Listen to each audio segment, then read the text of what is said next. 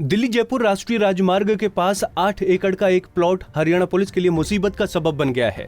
करीब 400 करोड़ रुपए के कीमती इस प्लॉट के 13 दावेदार सामने आए हैं, जो अपने आप को चरणजीत सिंह बता रहे हैं। लेकिन इन 13 दावेदारों में से कौन असली और कौन नकली है, ये पहचानना मुश्किल हो गया है। वहीं आरटीआई एक्टिविस्ट रमेश कुमार ने बताया कि गुरुग्राम में खेड़ की दौला के पास दिल्ली जयपुर हाईवे से लगती 8 एकड़ जमीन को 2013 में NHI और प्रदेश सरकार ने अधिग्रहण किया था। 2013 में इस जमीन का मुआवजा 44 करोड़ रुपए बनता था, जो आज ब्याज लगने के बाद 400 करोड़ पहुंच गया है। कहानी इसी 400 करोड़ के मुआवजे को पाने की है, जिसके लिए शुरुआत में 7 अलग अलग चरणजीत नाम के लोगों ने ये कहकर दावा ठोका कि वो इस जमीन के मालिक हैं। इतना ही नहीं, सभी ने अपने पिता और मां का नाम और कईयों ने तो वंशावली भी पेश की, जिसके बाद एक साथ चरणजीत सिंह के दावे के बाद मामला असल चरणजीत की पहचान साबित करने के लिए कोर्ट पहुंच गया, जिसकी सुनवाई 7 जुलाई को होनी है। लेकिन इस बीच 6 चरणजीत कहानी में और जुड़ गए हैं, जिनका ये भी दावा है कि वो असल चरणजीत हैं और मुआवजे के असल हकदार भी हैं। इसकी शिकायत उन्होंने सीएम विंडो पर की, तो गुरुग्राम पुलिस ने सभी 13 चरणजीत सिंह के खिलाफ मामला दर्ज कर लिया है। ये 64 कनाल 14 मरला जमीन है, जो कि बहुत प्राइम लोकेशन पे, बिल्कुल हाईवे पे, और इस पे ओवरलुक बनाया जा रहा है। अभी गवर्नमेंट ने एक्वायर कर ली है। ये प्रॉपर्टी गवर्नमेंट ने एक्वायर की थी 2013 में, तब इसकी कीमत 45 करोड़ रुपए थी, और उसके बाद एनहेंसमेंट बढ़ के और इसका इंटरेस्ट लग के लगभग 400 करोड़ हो रहा है। लेकिन सबसे मजेदार बात यह है कि इस प्रॉपर्टी का जो मुआवजा था, उसके दावेदार जो आए हैं, टोटल 13 आए हैं, जिसमें 6 लोग तो खुद को चरणजीत बताते हैं, जिनकी अलग अलग आईडी है, अलग अलग डेट ऑफ बर्थ है, अलग अलग एड्रेस है, लेकिन सारे बोलते हैं कि मैं असली चरणजीत इसका मालिक हूँ, मैं असली चरणजीत मालिक हूँ।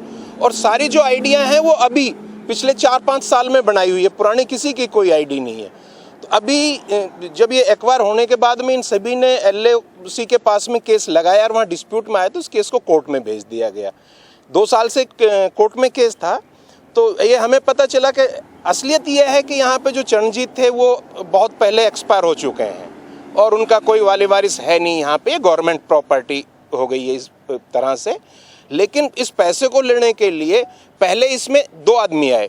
दोनों ने आके कुछ दिन तो ये सोचा मैं ले जाऊं, तो कुछ दिन बाद सोचा कि हमें नहीं मिलेगी अलग से, तो उनका आपस में कॉम्प्रोमाइज होना शुरू हो गया कि हम बांट के और तब ले लेते हैं। एक आदमी को कर देते हैं, एक चरणजीत है, दूसरा क्लेम ही नहीं करेगा, उसको मिल जाएगी। लेकिन बाय द टाइम कोई तीसरे आदमी को पता चला कि पैसे लेने के चक्कर में वो भी एंटर कर गया, और इसी तरह 13 आदमी इसके वारिस बन गए। कोई चरणजीत बन गए, 6 चरणजीत बन गए, एक उनका लड़का बन गया, 2 उनके GP होल्डर बन गए, 3 उसके एग्रीमेंट के मेरे से एग्रीमेंट कर रखा था, और सभी कोर्ट में दावा अपना पेश कर रखा। और एक और मजे की बात है कि इनके ऊपर सबको पता है कि इतने चरणजीत नहीं हो सकते एक प्रॉपर्टी का।